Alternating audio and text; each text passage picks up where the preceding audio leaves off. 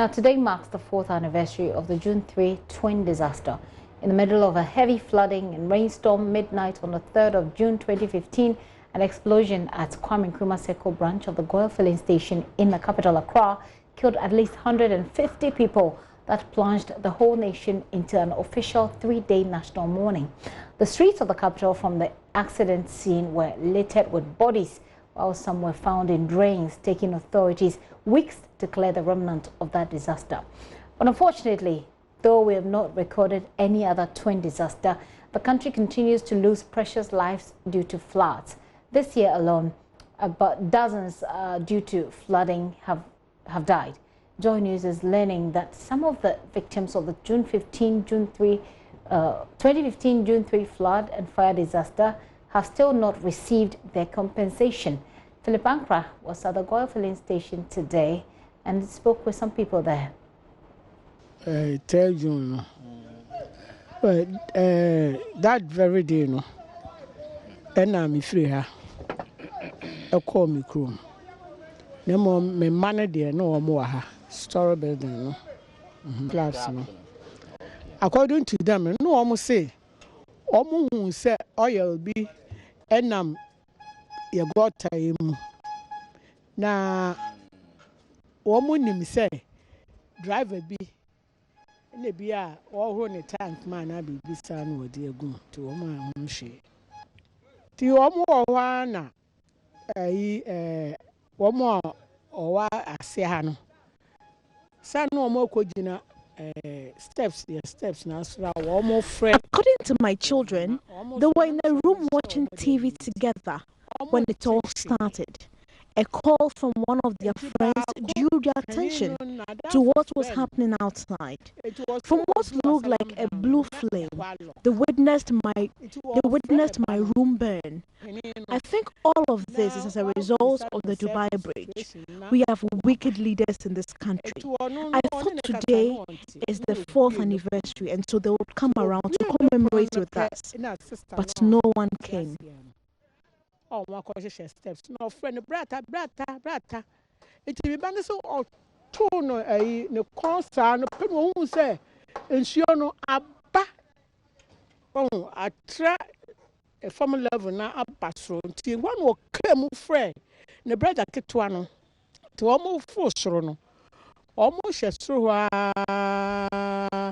ya no more begina porch. Aha. And your porch near to one towards this place and one or outside. To one moment, say, I had to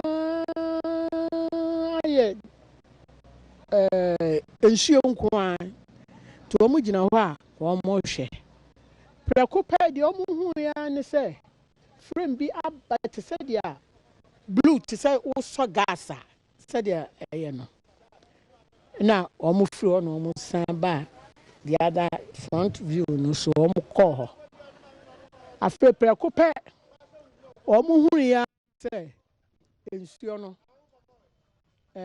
Ejano, a course. That lady there speaking to Philip Ankra was there on the night of that unfortunate incident. And as we speak, they say they've not received the compensations to them. Let's speak to Communications Director for the National Disaster Management Organization, NADMO. George AC is on the phone with me now. Hello, George. Hello, Mr. AC. If you can hear me, thanks for your time here on the pause. Why have these individuals, right? Why have these individuals not received their compensation? Yeah, thank you. When the incident happened, the government of Ghana decided to take the medical bills of all the victims. And then the government of Ghana gave each deceased family compensation of 10,000 or money to support in burying their deceased relatives. And so thereafter, there were other families that did not get because of one or two problems. Some include whether the paternal or the maternal side, that is the right family to take the money or the compensation. And then these ones have been resolved. And since then, it's on record that about 15 deceased families have not received any compensation whatsoever. And then 40 victims who were severely injured have also not received. And then 26 victims who had minor injuries have also not received. And so on the 12th of March this year, the Interior Minister set up a disbursement committee to look into the matter because the government of Benin had sent $200,000 to the government and people of Ghana to support the victims, which was paid into NADMO's account. And so the Interior Minister said the committee should work and synchronize all groups and individuals or agencies that collected donations on behalf of the victims. And so the committee wrote to all such groups. Joy FM replied. Joy FM came with their disbursement plan. They had how they collected the monies and how they dispersed it. The committee was satisfied and congratulated Joy FM. And Media General, TV3, I understand, has also written to the committee that they've also raised about 25,000 Ghana cedis, and they are ready to give it to the committee when they are ready to receive it. And so that is what it is now. And the committee has also settled on the fact that they are going to give each of the 15 remaining deceased families 10,000 Ghana cedis. Each of the severely injured individuals 10,000 Ghana cedis, for the 40 of them 10,000 each, and then each of the those who had minor injuries 26 of them 5,000 cedis each. When has always been the problem.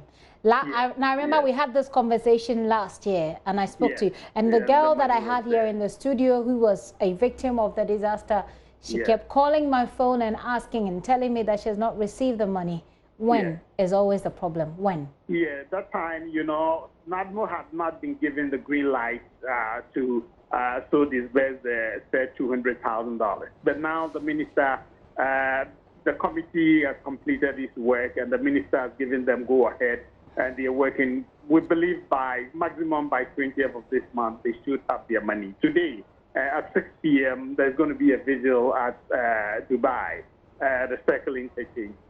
They'll be moving from Dubai, that point, up to the place where the majority of the victims were injured and died behind the commercial bank.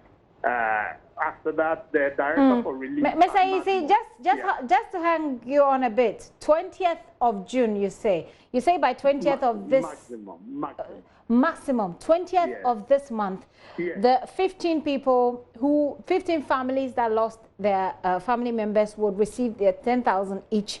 Yes.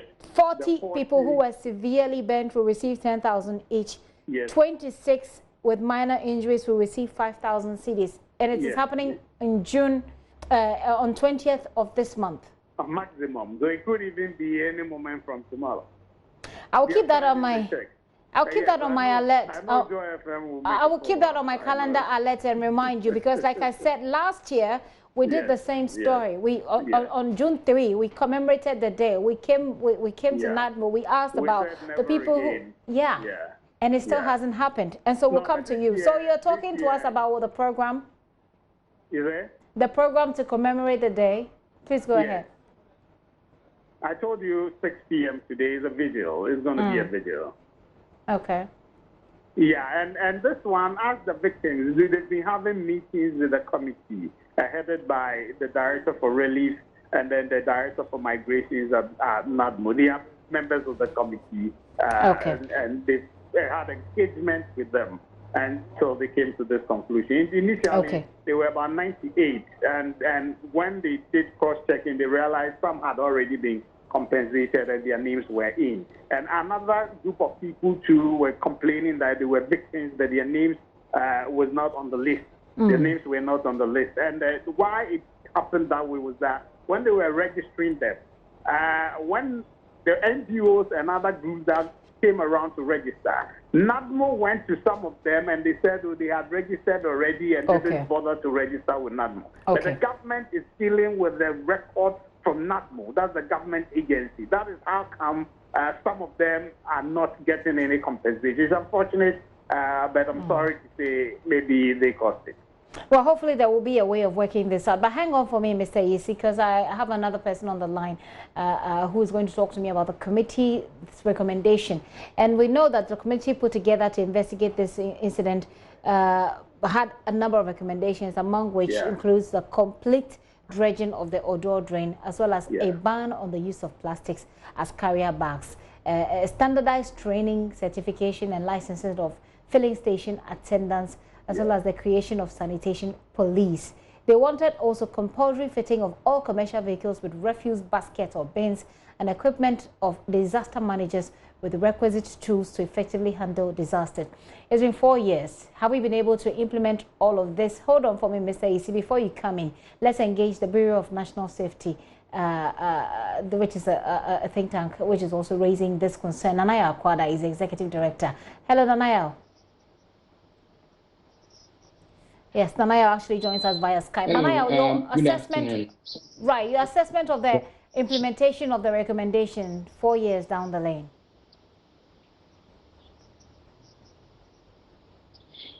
Well, basically, I think, let me say good afternoon, and we want to also commiserate with family members who lost their home. I also want to say hello to Mr. Yisi on the other side. Basically, what we think, by and large, is that as a state, we have not, paid good tribute to the departed ones as far as the June 3rd disaster is concerned. To the extent that today we still have plastics, making the rounds largely in our waste is much, regrettable. To the extent that the venue, the location where over 200 or so people lost their lives remains dirty to date, 4 years on, is still regrettable. We want to see the state act deliberately, consciously to, follow the recommendations that the committee made. To jump into the middle of the recommendations to be desilting drains when actually you have not put in place measures to reduce the number of waste or plastic waste that is getting into the drain, we think is most unfortunate. Let's talk about the role of the NADMO. I've got NADMO on the line right now so that we can get a very quick reaction from them. The role of the NADMO in implementing this these recommendations. Where do you fault NADMO so we can get a response? Basically, our assessment of NADMO is not in sharp departure to what we have assessed of the government. We think that NADMO have slacked in terms of education. They are slack in terms of taking very critical decisions that have wide-reaching service benefits for the people. Look, the first recommendation that the committee made for NADMO was for NADMO to take steps to engage media houses and ensure that in future, severe weather warnings reach the populace in good time. 4 years on, NADMO does not even have a Class O SMS platform, which when they, just with the press of a button, they can reach majority of the citizens. Just a month ago, when they had to put out a severe weather warning, which came at midnight, they were looking at just 1, 2, 3 media houses, and we were all taken by surprise. So media, NADMO, education, community-based education is also very poor by our estimations. And we think that 4 years on into this disaster, we should pay befitting tribute to those who died. We should really leave and talk never again. Never again, indeed. Mr. Isi, that's a point for you to respond. Yeah, my greetings to Nanaya after that. Yes, I'm not going to argue with him. He's raised very pertinent points, and it's part of the reasoning why NADMO is set up the Communications Directorate, which I'm privileged to be heading. Yes, the education, especially in the communities, is not being so thorough. We expect that. We're working on that. It's going on, but it's not as thorough as it is. What about the SMS platform that you are supposed to create so that you reach people with information? Yes, we haven't done that yet, and he's right when he reads that. I've noticed that. Why has it not been done? To be honest with you, I'm yet to get why we haven't taken that up yet. But I disagree with him on the messaging of weather warning. NADMO is doing that seriously, because Meteo gets their warning and then straight they push it to NADMO, Emergency Operations Center, and then they also move it through our GOTA, and we relay it to some of the media houses in the places that are going to be affected. But the point that he's made also is that if you're going to rely on traditional media to get this through, it might not be effective enough. So the point is that to create this SMS platform so that you can send the message across. Is this being done? We are in the rainy season already. Yes, we are in, but we've had some engagement with Vodacom Ghana, and we are in talks. And so these are things that maybe we can get in touch with the telcos, and then this platform can be created. We'll be doing that. We'll take it up, and then it can be done in the shortest possible time. But one thing Nanaya hasn't spoken about, which is in the recommendation, is the building of retention ponds, okay, along the paths from the Tiapin ranges. That has also not been dealt with. But I support, yes. Has that been done? Has that been done? It's not been done. It's not been done. Yes. So it looks like nothing in the report has been done. That's why people continue to die, don't you think? Yeah, I think the dredging has been done. I disagree with Nanaya on that score because in 2015, when the engineers and planners did the dredging, 2017 or thereabout, we didn't get flooding affecting us and co. So it tells that the dredging was very key in solving the major part of the problem. And so it's good to continue to do the dredging while they carry out the other recommendations. Okay. Well, Nanaya, let me take your final words on this conversation, and then I'll go to Mr. Isi for his final words as well. 4 years down the lane, we're still talking about people dying in floods. And this time, we're not even talking about fire. Just the floods are still killing people. Well, I think that is the situation that as citizens we have to contend with. We largely live within a realm where we are a lot more reactive than preventive. And so what we at the Bureau of Public Safety is advocating is that we begin to build strong resilience within the communities, because look, in the event of every disaster or any disaster the whole world over, the rebuilding process begins with the community members. So now that we know that we are in the rainy seasons, knowing all the problems and the challenges facing us as a people, we must begin to knock on doors. We must begin to start speaking to each other within the communities. Let's begin to hold each other's back. So we know that when the rain's coming, we know that Mr. X lives here and his property is probably going to be the first to go down. We'll be able to coordinate amongst ourselves and salvage lives and properties as and when the rains overwhelm us. We must begin to build resilient communities for such disasters. Nanaya, thank you so much for joining in this discussion. Nanaya Akwada is Executive Director of the Bureau for Public Safety. Mr. Isi, are you still there? I'm here, Arba. This is Gifty, by the way. Sorry, just by the way, you mentioned, all the things that we're doing to commemorate this day today, but really, for the people who have been affected, all they want is their money so that they can build their lives some way, somehow with it. Yes, I agree with you. And the money will be given to all of them. I heard one of them, when you were translating the thing, saying the big people haven't come to see them, and so they will be there. The farm will be there this evening. This evening, very well. They look forward. Last one, Nanaya, I want to assure Nanaya that my Director General has given approval. It's late. We are in June. We admit that. But we decided to use community radio stations or megaphones and then vehicles, the information system, the service department staff into the flood-affected communities so we can be announcing and then sensitizing them about what Matthew has predicted, that there's going to be heavy rain. So they ought to be careful, and then they ought to know where their safe havens are, and then they can know the route, the safest route to those places when the rains come in. Very well. Mr. Isi, thank you very much. It's just sad that we talk a lot, but we still have the issues to deal with.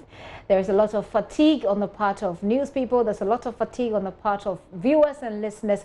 But unfortunately, people continue to die, and so we have to continue talking about it. Hopefully, next year we'll have better records to show. George Isi is Communication Director for NADMO. Away from that, an investigative report by the Commission on Human Rights and Administrative Justice cannot be traced, even though the Commission says it has submitted it to the Ministry of Justice and Attorney General. The Conflict of Interest and Corruption investigation was conducted on Zoomlion Ghana Limited and the District Assembly's Common Fund. The investigation took 9 years to complete and was submitted to the Attorney General's Department in June last year. However, the Attorney General's Department says there is no evidence of such report in its records. Commissioner of Straj, Joseph Witau, said on the Super Morning Show this morning his outfit conducted and submitted the report.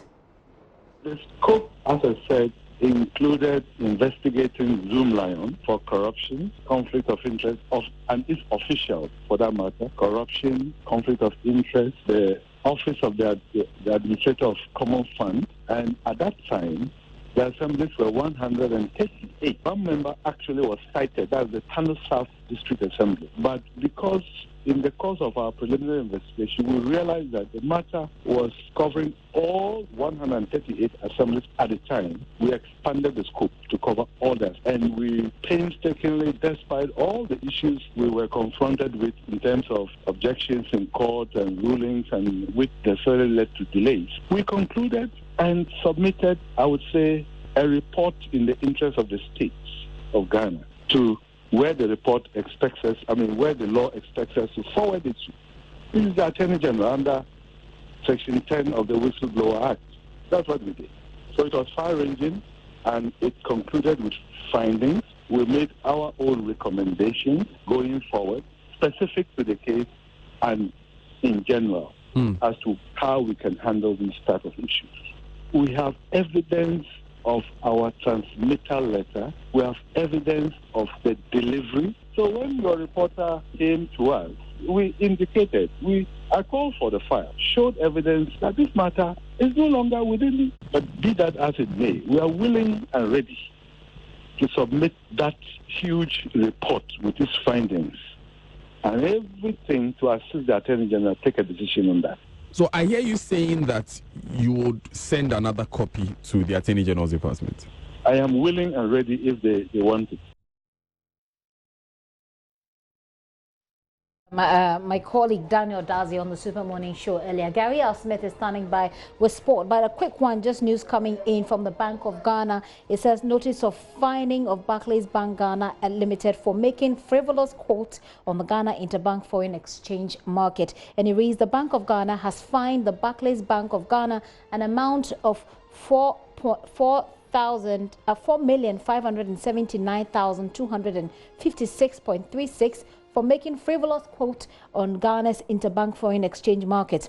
The action is in breach of the Ghana Interbank Forex Market Conduct Rules, and it says that the Bank of Ghana is committed to ensuring sanity, transparency, and promoting practices that serve to develop and deepen the forex market in the country. In pursuit of the above goals, the Bank of Ghana will not hesitate to sanction any market participant whose actions contravene Ghana's interbank market. It is issued by the Bank of Ghana, dated today, and it is news just coming in. We'll bring you more of that in our business bulletins, but right now stay for sports with Gary L. Smith here on The Pulse.